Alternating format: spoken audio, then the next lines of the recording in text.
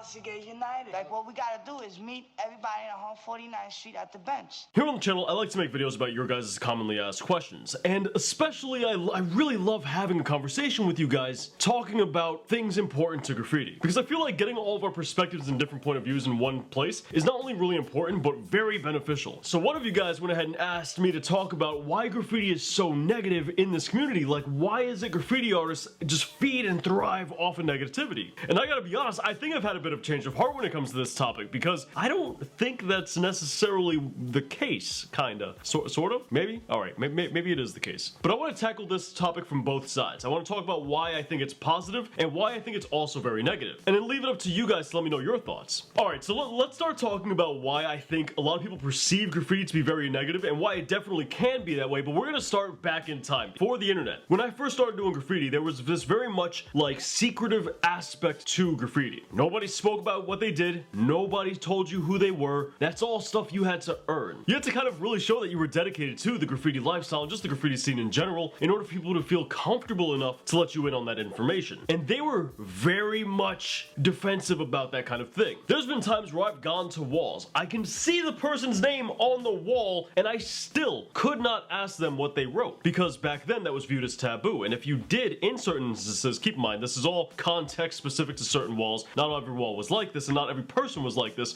it was almost too intrusive of a question to ask. Like, why are you asking? Who are you in order to be asking? Can I trust you to know what I write? Should I admit that I am this person? These are all questions that people would ask themselves on a regular basis back then. And graffiti still to this day is very competitive. That's been equally as true back then as it is nowadays. And even if you may not view yourself as competing with other people, just your very existence in the who is texting me, even your very existence doing graffiti illegally, meant that people were definitely comparing you to other people. And whenever you have that more competitive scene in anything, you're definitely going to get some animosity, some more negative energies that are brewing within there. Not to sound like all hippy-dippy, but definitely some more negative mojo, if you will. People who don't quite like one another, people who feel like someone's getting too much respect for a lack of skill, or people who just are jealous. And in graffiti that manifests in different ways. That manifests in beef, that manifests in gossip, which graffiti artists tend to love, that manifests in fights sometimes, but it manifests in negative ways. Back then, to do graffiti, you had to be okay with being a little bit rougher, or at least willing to defend what's yours and defend your name. Nowadays, that's seen a little bit less so, and it's seen in a little bit of a different way, where nowadays, taking this to more modern times, people are beefing online. There's a certain anonymity to everything, where you can kind of just talk crap with no consequence. Before, if you wanted to talk crap, you at least had to back it up. Nowadays, it may seem like graffiti is more negative because it's easier to talk crap. But the people who are usually speaking, are talking crap are newer graffiti artists who really don't matter. And I don't want that to sound rude, but their opinions kind of don't matter. When a new graffiti artist comes out and says, hey, this person is toy. Hey, Tracy 168 is a toy. Hey, Stay High 149 is irrelevant. Or hey, insert any top tier graffiti artist is a toy. Their opinion doesn't really hold much weight because they don't really have the skill to know what it is that they're claiming in the first place. But certainly having that abundance of toys saying things like that can certainly make graffiti as a whole seem negative. That much is very true. And when you're new to graffiti and you're beefing with people online, it can seem like everyone's out to get you. It can seem like the whole entire community is like that.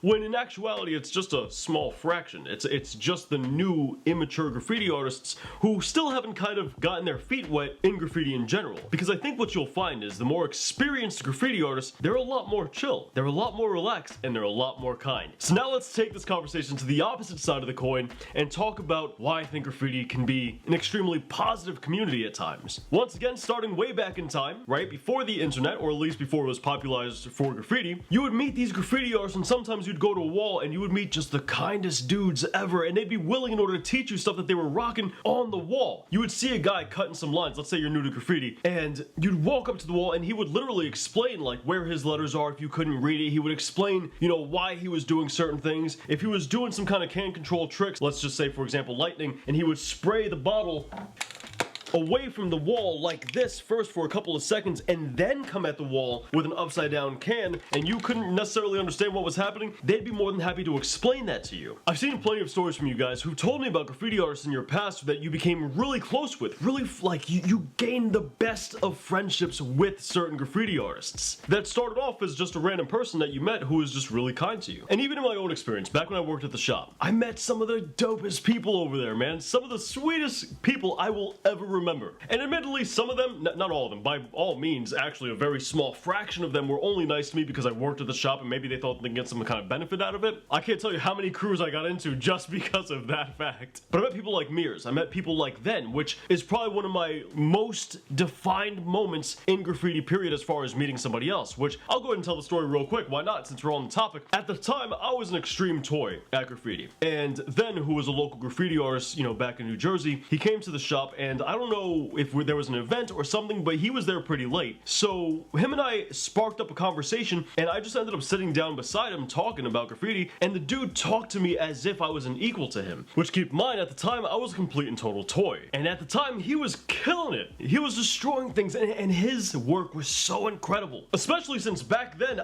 like, excuse my English, but I was an asshole back then. I was not a good person by any stretch of the imagination. So for these people to be able to tolerate me and also be kind to me only speaks volumes at how nice they were as human beings. And these are hardly my only interactions. Like, if we want to take it to a more modern day where things are a lot more online, I talk to you guys on a constant basis. I'm in my DMs for hours at a time, and I speak to a lot of you, and I hear your guys' stories. I hear about the friends you make. I hear about the people you interact with and the negative interactions as well. And I myself have made a lot of friends on the online space as well. People like Rage2, somebody I talk to extremely frequently in the DMs. People like Sive, one of the sweetest people I met. I couldn't even make something negative up about this dude. If I wanted to, I literally could not make something up about him. Like, there's just so many chill people. But I think in order to kind of get away from that negativity in graffiti, you gotta do a couple of things. Because yes, the illegal side of graffiti is definitely a lot more contentious, just because that's the nature of competition in any field of competition, be it sports or graffiti, right? Take graffiti out of the equation. Once again, taking graffiti out of the equation, let's not look at one another as graffiti artists, but rather as people.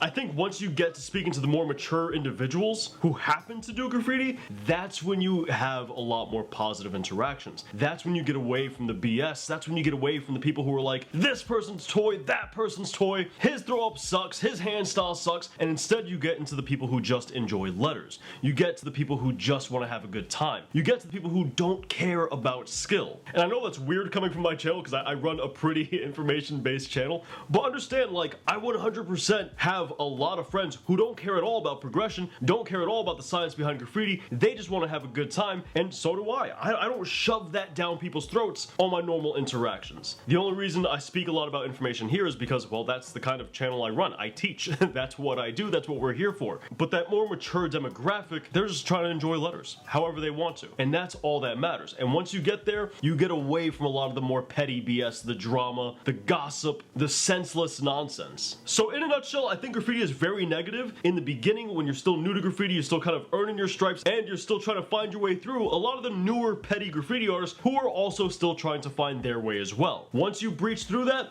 that's when you meet the really genuine, cool, chill people. And obviously, you can meet petty people once you're through that, and you can meet chill people before you're through that, obviously. But looking at your guys' stories and talking to you guys and looking back at my own experience, that's how it seems it functions. Let me know what you guys think in the comments down below. How has graffiti been for you? Have you experienced the extreme negative side? I think, especially if you're experienced, you definitely have. And tell me some stories about the positive people you've met alongside graffiti. But dudes, I think that pretty much wraps up today's video. If you want to learn more about graffiti, check out the best How to Do Graffiti playlist right here, and we even have books to go along with it that I published in the description down below. And if you want some more graffiti content, check out this playlist here on the bottom. And with that said, I'll catch you guys next week. Thanks for watching.